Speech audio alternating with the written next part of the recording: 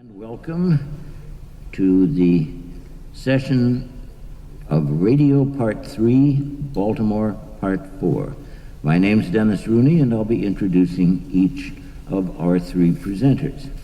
So let me move right now to Mark Atnip, who entered radio as a DJ at the age of 16 and spent 27 years on the air, including 12 years broadcasting professional baseball, football, and hockey for ESPN. He owns one of the world's largest collections of baseball-related 78 RPM and cylinder recordings, and is currently working on a collector's guide to 78 RPM baseball recordings. How's that for erudition? Please welcome Mark Atnip.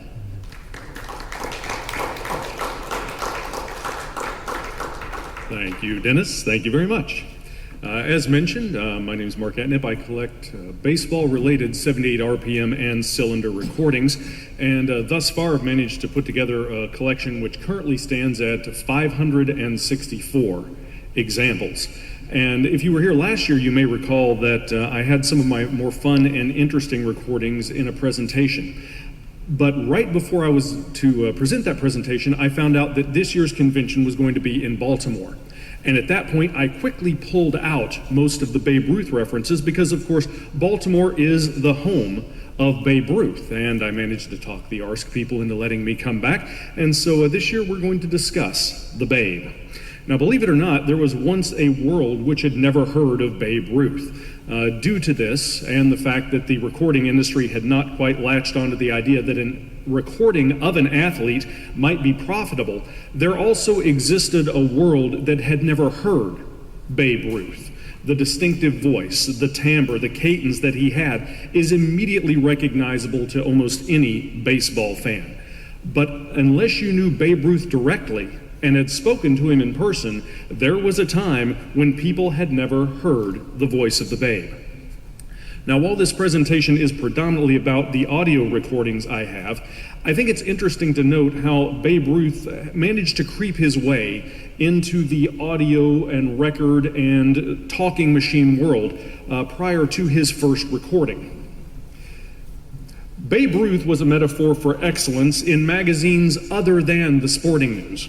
This is the first reference to Babe Ruth in talking machine world. It's from April 1920, and clearly dealer profit hinges on whether or not you have your own Babe Ruth. It says the dealer's profits and successes depend on the manner in which he handles the line.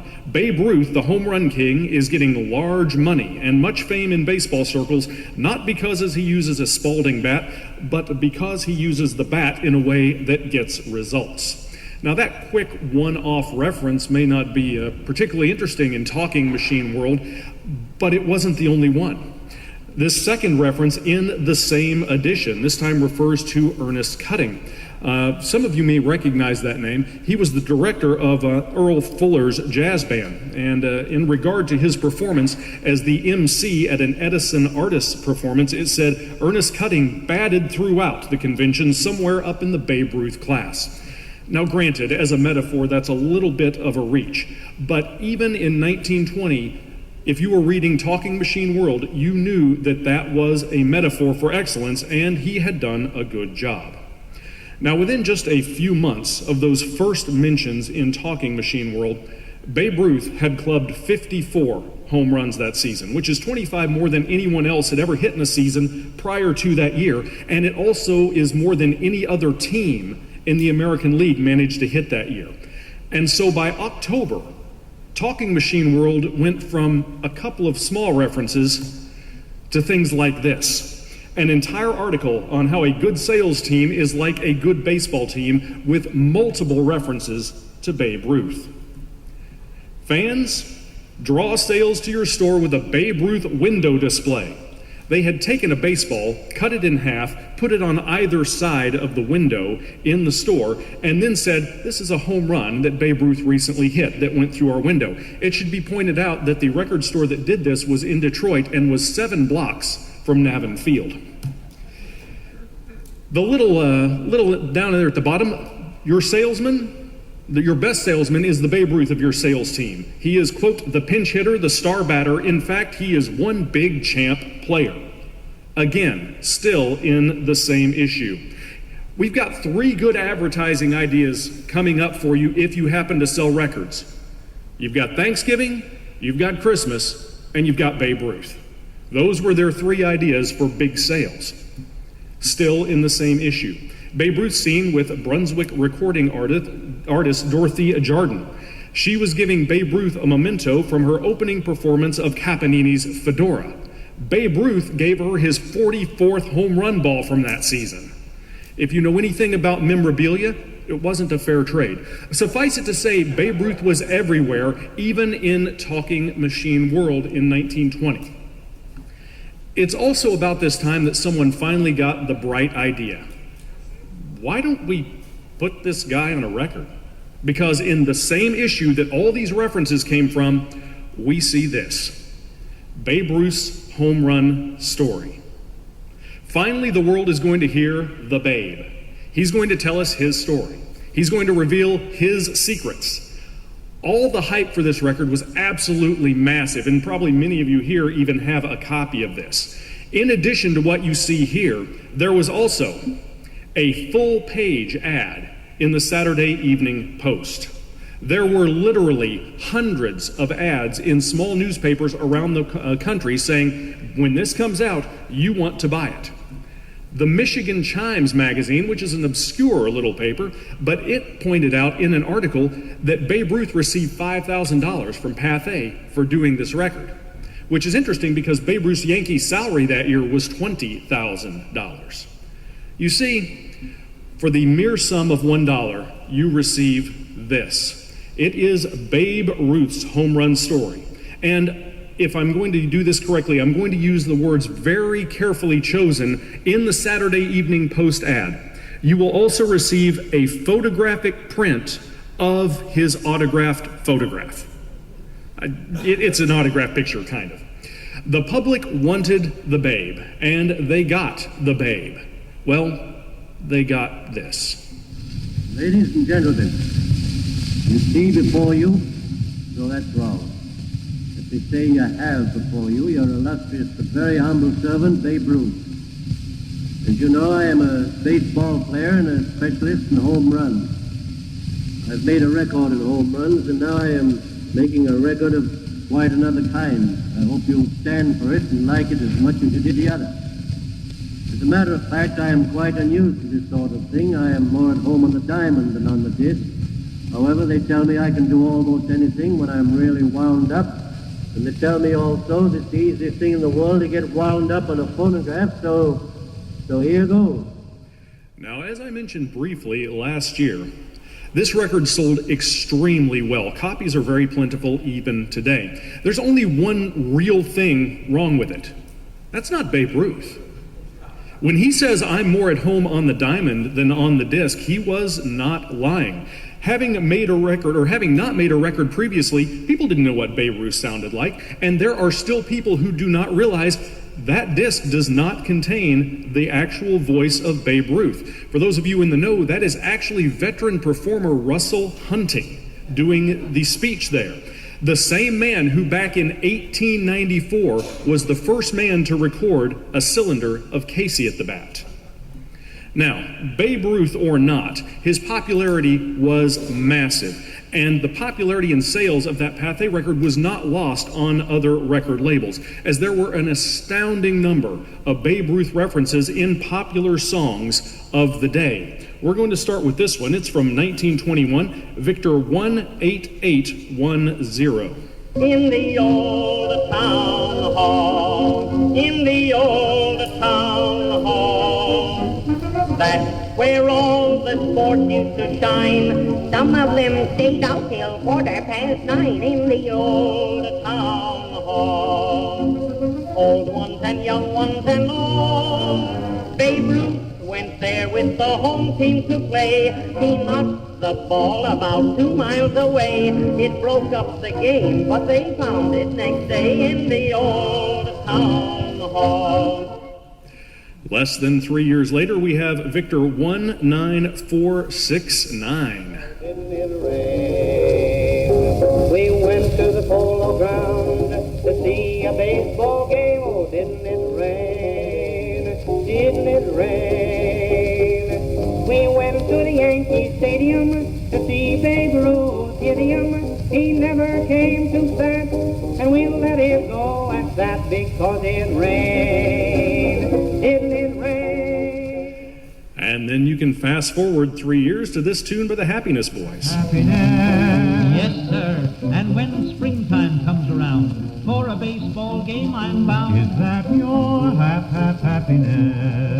The umpire starts to shout, you're safe or you're out. That thrills me, I find, even though the home team is 1 or 2 runs behind. And when the bags are full, it's great. And then Babe Ruth walks to the plate. That's my happiness. Now that's very good, Bill, but you see... It must have worked pretty well in a different recording session during the same year. This.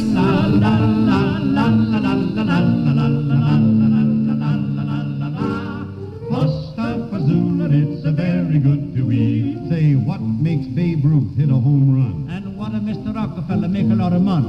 What makes Jack Dempsey think he can fight?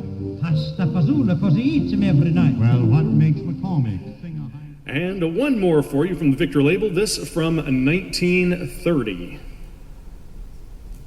It's Kansas City kitty for me. Well, she's so dumb, her brain is in a whirl. Why, she thinks that Babe Ruth is a chorus girl. I love her, that's easy to see. Now you might notice a trend here. Those are all Victor recordings, but Columbia, Brunswick, eventually Decca, Jeanette, Sunset, and even grouchy old Edison worked Babe Ruth references into songs on every one of those labels.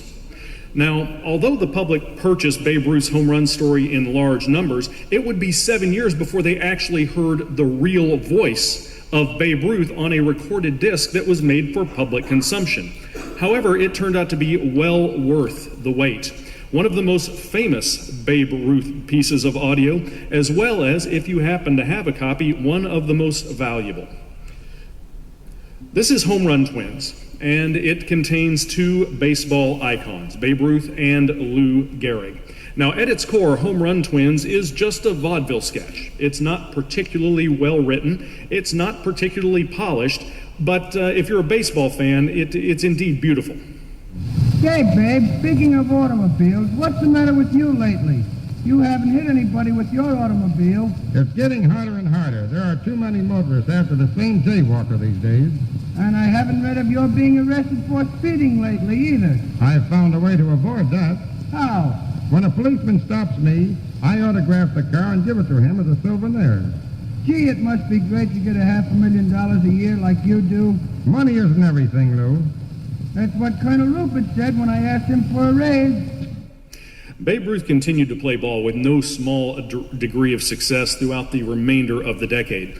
One area that Babe Ruth was not successful, and that was saving money. His friend turned business manager, Christy Walsh, convinced him to start putting money into annuities, and it served Ruth very well. As the year following his retirement, he was bringing in roughly $250,000 a year from his investment. As part of the deal for this investment, Ruth agreed to provide a testimonial for the company. And in 1930, Babe Ruth released his first solo recording. The QB matrix on this probably gives away the fact that this is a Victor product. If you don't find this label intriguing, it was actually reissued on one of those historic Voices labels, so it's a little bit more polished. This is, ladies and gentlemen, Babe Ruth's solo debut. It's the toe-tapping Why I Bought an Equitable Life Annuity. As soon as I find the button, there we go. When it comes to handling money, I realized years ago that my talent lay in an altogether different direction. I wanted to make sure, however, that some part of my good income, which I have enjoyed since joining the Yanks, would be put away safely. So I signed up for enough to keep me comfortable when the balls and strikes and home runs will be but pleasant memories. With an annuity income, the Equitable will pay me. I will be able to go to the ballpark and watch other fellows knock them out. As you can tell, Babe Ruth was a huge draw. He was very popular, but he was not necessarily a great spokesman, especially when he was given a script. The words of Russell Hunting had eventually proved prophetic. He was more at home on the diamond than he was on the disc. Radio, however, was a perfect place for his legend to grow after his career had ended, and Babe Ruth appeared on many radio programs during the 30s and 40s. In his final year with the New York Yankees, Babe Ruth's Boys Club was introduced. This promotional audition program, seen here, was pressed by RCA Victor on 78 RPM transcription discs, and here's a brief excerpt. Babe Ruth Boys Club with Babe Ruth in person. Brought to you by your friends, the Esso Station Dealers.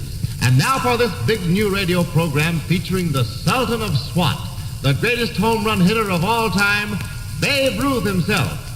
The Babe has done some big, spectacular things in his life, and tonight he's going to do something big and spectacular, something different from anything he's ever done before.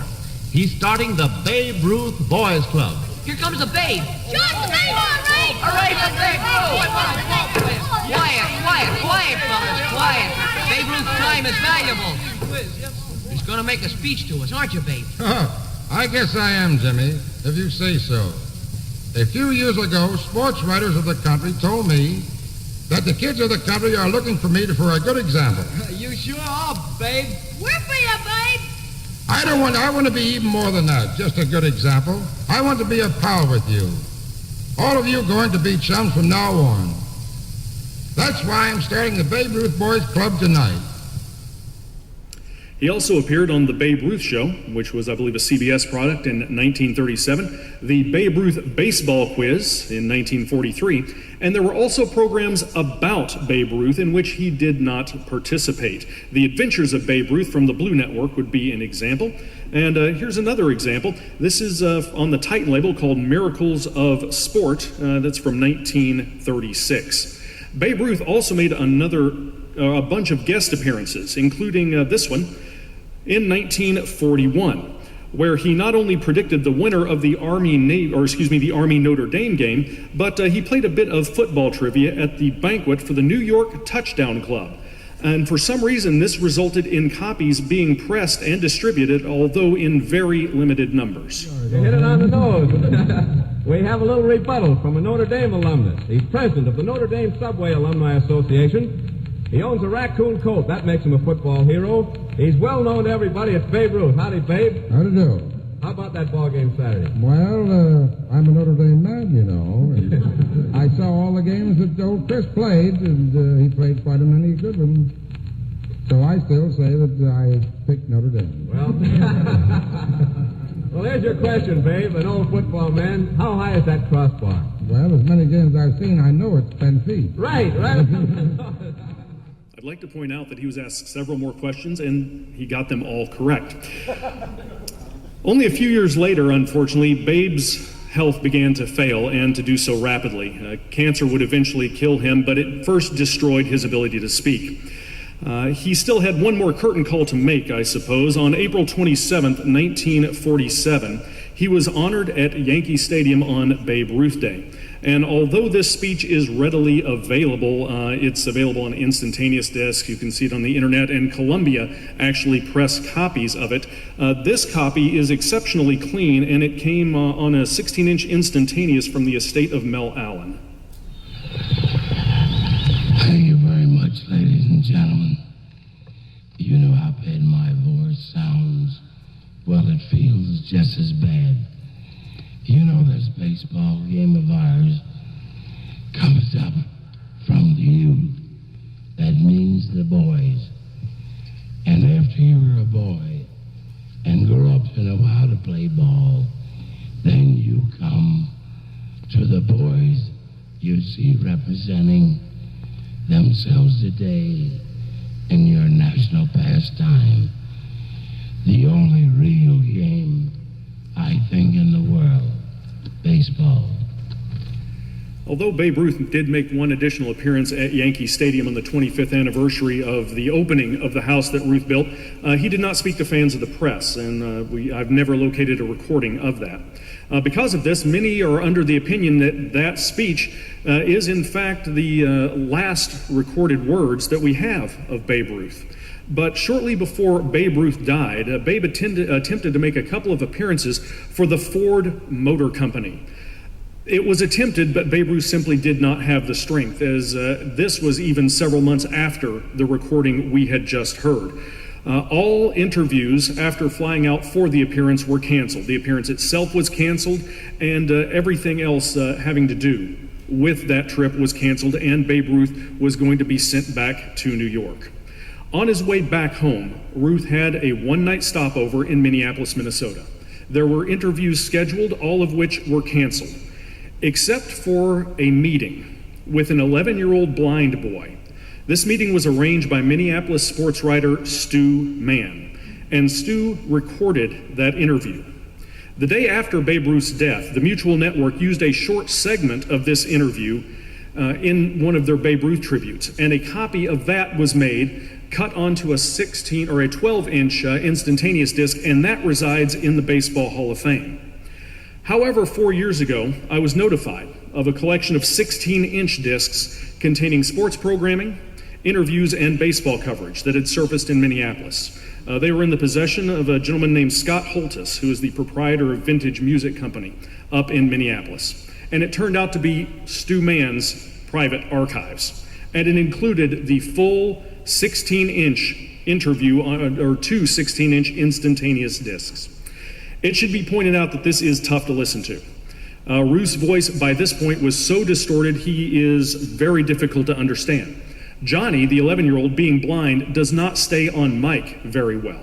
And that and the fact that some of these questions would not have been particularly appropriate for a memorial program may be why this was so heavily edited and why very possibly this interview has not been heard since it was made. So here, perhaps, for the first time in 70 years, are the final minutes from Babe Ruth's final interview and possibly his final recorded words. How long has it been since you quit playing ball? Well, now it's been 14 years, and let me tell you, I usually quit too. Would you have ever liked to hit your own pitching? Hit my own pitching? Yeah. Well, that's something sort of I can do, isn't it? Yeah. No, I don't think I've tried it yet. Yeah. Well, how have you been lately since you've been out of the hospital? Well, I've had a very bad throat, and I got a terrible headache right now, which is not so good. Babe, a lot of people think that the greatest moment in your life was when you called for the home run, but so what I want to know is, what do you think it is yourself, the greatest moment of your life in baseball? Well, I don't know, Johnny. The years I pitched 29 consecutive innings. Without scores. That's right. I thought it was quite a record. If you could have pitched every day, would you rather pitched or played the outfield? Well, there's a swim. There's a pitch like a swim.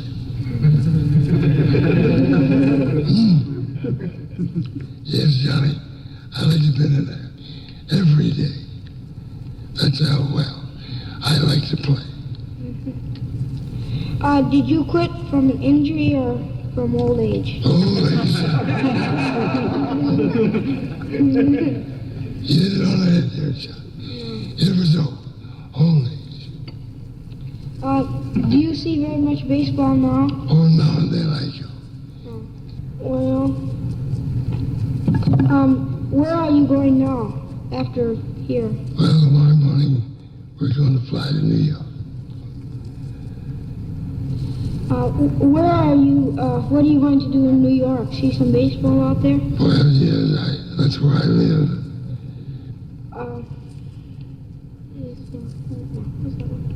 I guess you and I are both one. I'll have them shot. I guess we have. Okay. Well, it's very glad to know you, John. It's awful nice. And hope to see you back again. Yeah. Hope to see you back again.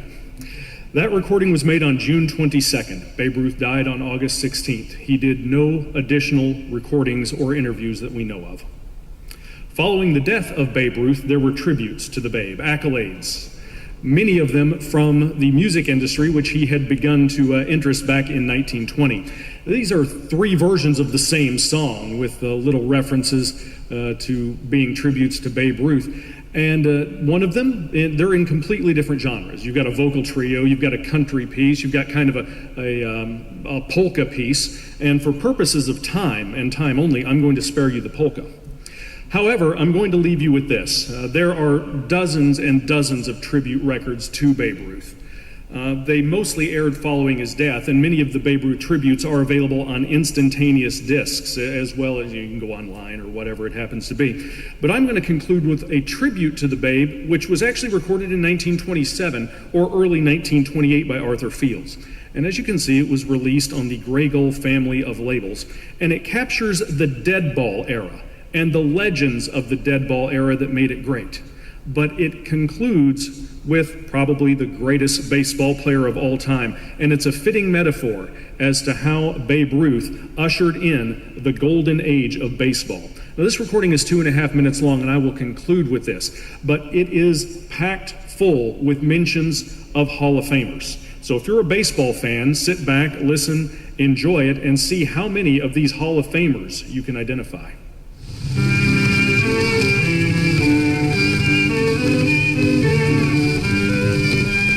A baseball game was in progress with Mathewson on the mound. Hans Wagner was standing at the plate, digging his toes in the ground.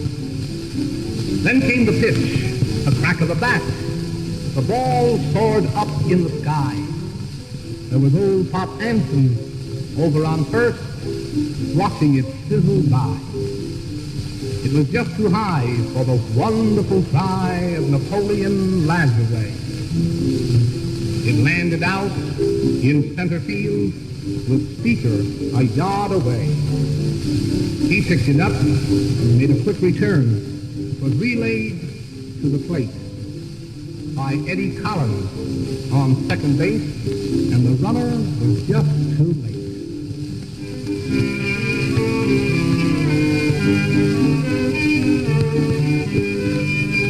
The next man up was Baker, who tried for a mighty clout, but popped up a foul to Lou Krieger instead, and that made the second out.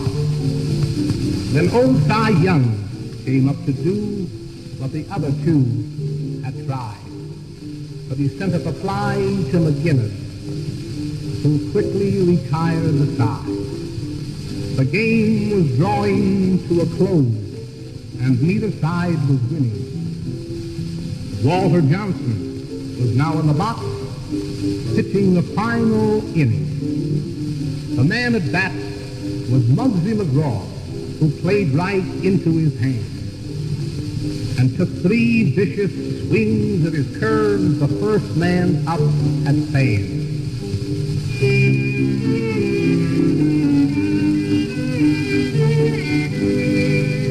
Then fleet Sam Crawford came to bat, went out on a grounder to Scott, right at the time when a good line drive would have meant an awful lot. Then up stepped a famous figure with his trusty bat in his hand. 'Twas Ruth, the mighty sultan of Swat, the pride of all the land. He hit the first ball in the groove. The atmosphere was tense. Ty Cobb stood gazing at the pill as it cleared the right field fence. The Bay broke up the ball game just when things had begun to look dark. Oh, what a wonderful time I had in my dream of the baseball park.